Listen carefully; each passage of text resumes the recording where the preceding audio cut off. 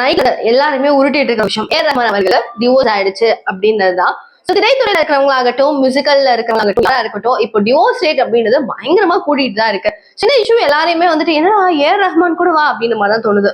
ஏன் அவங்களோட வைஃப் சைரா பானு வந்துட்டு பாத்தீங்கன்னா அவங்களுடைய அசோசியேட்டை வச்சு ஏதாவது வந்தனா அப்படின்ற ஒரு பர்சனை வச்சு நான் இந்த மாதிரி டிவோர்ஸ் பண்ண போறேன், லீகலா இந்த விஷயங்கள் நடக்குது அப்படின்றத அவங்க மூலியமா தெரிவிக்க வச்சிருக்காங்க. ஸோ 19th அன்னைக்கு தான் வந்துட்டு ஆக்சுவலி ரிவீல் பண்ணாங்க. பண்ணது மட்டும் இல்லாம எங்க 2 பேருக்கும் நடுவில் நிறைய ப்ரெஷர்ஸ் இருந்துச்சு. ஸோ அதனால இதுக்கு மேலேயும் எங்களோட 29 வருஷம் வந்து கம்ப்ளீட் ஆயிடுச்சு. ஸோ இதுக்கு மேலேயும் அந்த ப்ரெஷர் எல்லாம் கேரி பண்ண முடியுமான்னு தெரியல.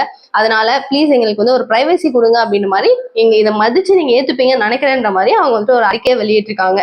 எல்லா விஷயங்கள், அதாவது இன்டர்வியூஸ்ல நிறையத்துல நம்ம ஏ ரஹ்மான் பேசும்போது கேட்டிருக்கோம், என் வைஃப் ரொம்ப சப்போர்ட்டிவ், எனக்காக நிறைய பண்ணியிருக்காங்க, நிறைய சாக்ரிஃபைஸ் பண்ணியிருக்காங்க, அவங்க எனக்கு ரொம்ப பிடிக்கும், அவர் எனக்கு ரொம்ப பிடிக்கும், அவருடைய பாட்டு எனக்கு ரொம்ப பிடிக்கும் அப்படின்னு அவங்க 2 பேரும் மாத்தி மாத்தி பயங்கர பரிமாணங்கள்ல அவங்களுடைய காதலை எக்ஸ்பிரஸ் பண்ண விதமும் பார்த்திருக்கோம். ஆனா எதுக்காக இந்த முடிவுன்னு கேட்டா இன்னும் நாங்க ப்ரெஷர்ல இருக்கோன்றதுதான் சொல்றாங்களே தவிர இதான் ரீசனா இருக்கலாம், மேபி இது அப்படின்னு தெரிய வரல.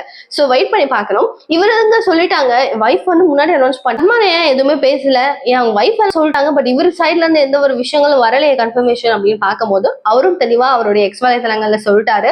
இந்த மாதிரி வந்துட்டு ஒரு 29 வருஷம் முடிஞ்சிருச்சு, 30th அப்படின்னு இந்த இயரையும் நாங்க ரொம்ப சிறப்பா சேர்ந்து கொண்டாடுவோம் அப்படின்னு ஒரு ஆசையில இருந்தோம்.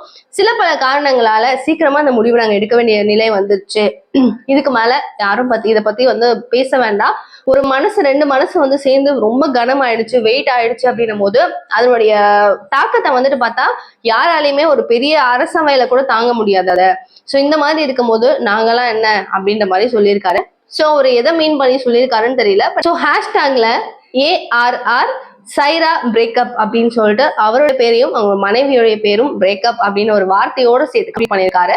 சோ பாக்கிறதுக்கு பாவமா இருக்கு. ஆனாலும் அவங்களுடைய முடிவை நம்ம மதிச்சுதான் ஆகணும் அப்படின்னும் போது ஏன் இந்த டிவோர்ஸ் ரேட் ஏறுதுன்றது மக்களுக்கு புரியாது. ஒருத்தவங்க வாய திறந்து ஆரம்பிச்சாங்க, அப்படியே வந்து பாருங்களேன், இமான் அவர்கள், ஜிவி பிரகாஷ், சோ இவங்க ஏ ரஹ்மான், இண்டஸ்ட்ரிக்குள்ள பார்க்கும்போது தனுஷ், ஐஸ்வர்யா, அப்புறம் ஆர்த்தி, சோ இவங்க எல்லாம் பார்க்கவே வந்து ஜெயம் ரவி, ஆர்த்தி, ஓயோ என்னடா பண்றீங்கன்னு இருக்கு. சரி, நடக்கட்டும். நீங்க என்ன நினைக்கிறீங்க இந்த விஷயம் கேள்விப்பட்டவங்க உங்களுக்கு எப்படி இருந்துச்சுன்றது சொல்லுங்க. சோ நைட் வந்துட்டு நான் என்னோட ஹஸ்பண்ட் சொல்லி தான் எனக்கே தெரியும், இங்க பாரு இந்த மாதிரி வந்திருக்கு அப்படின்னு சொல்லி செம்ம ஷாக் ஆயிடுச்சு எனக்கு. நீங்களும் மறக்காம கமெண்ட் பாக்ஸ்ல சொல்லுங்க.